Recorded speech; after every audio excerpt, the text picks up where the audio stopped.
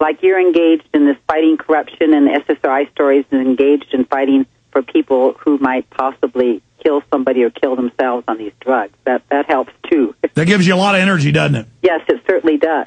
It's a very deep fount of energy. Go ahead. So anyway, we were going back again to the index of SSRI stories, and then there were 17 cases as you're scrolling down past all the school shootings.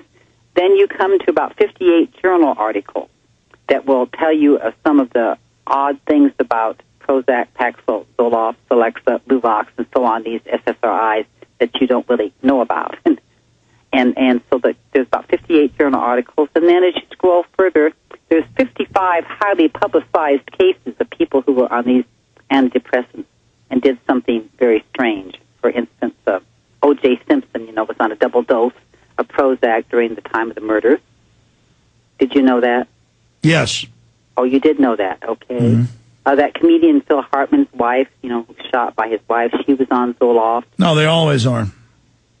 Oh, yeah. There's so many of them that it's just, really unbelievable. I don't think I've ever seen a high-profile mass shooting or one of these where they're not on it. Well, I mean, yes. Very rare. I can't remember one where it wasn't. Well, that's why I put the school shootings up at the top of the page, because they are something new. We really didn't have these school shootings until Prozac was introduced in 1988.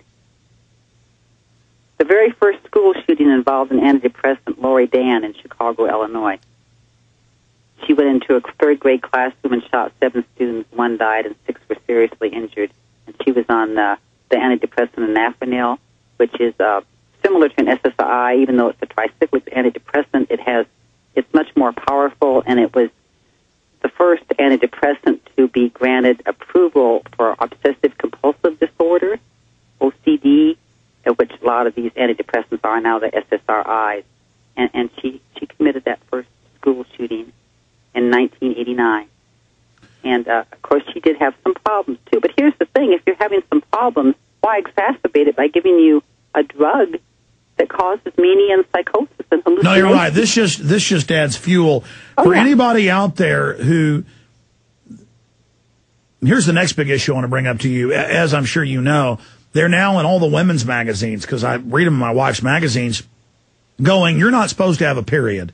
That's abnormal. A woman's cycle's not right. You need to go on this SSRI for that.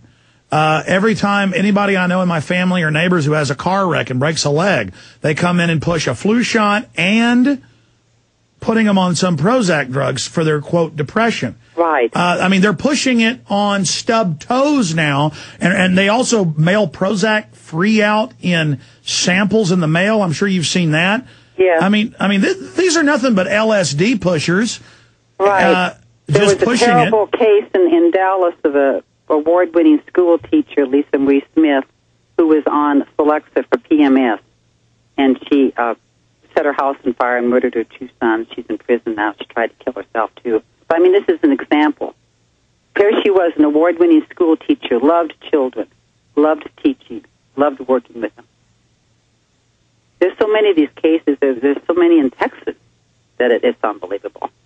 But every time I hear about a woman chopping toddlers' arms off or driving them into the water, they're on it. I mean, in every, that woman that drowned her kids in Houston, she was on it. Yeah, Andrea Yates, she was on Effexor, yes. She was on 2 antidepressants, Effexor and Remeron, and she became psychotic on them, yes. It was terrible. Really, see, the thing about Effexor, too, is in the physician's desk reference noun, it says that one of the adverse reactions to Effexor is homicidal ideation. So where do you think Andrea Yates received these ideas? No, it makes you homicidal. Because it makes you homicidal, yes. Ideation means homicidal ideas. But, I mean, you can't have ideas. Sometimes you act on them, Listen, look, I've read the police reports. They'll pull up at a house and a guy's cutting his fingers off and he's on the stuff. I mean, it's just... Yeah, it is bad. Stay there. Got a break. Everything we said came true. Everything we've done's been right.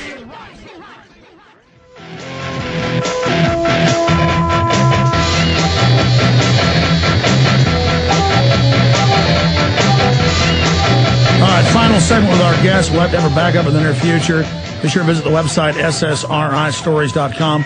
And don't think that she has all of it. And there's so many happening continually. Be sure and email those to her so she knows. They're trying to force medicate more and more people.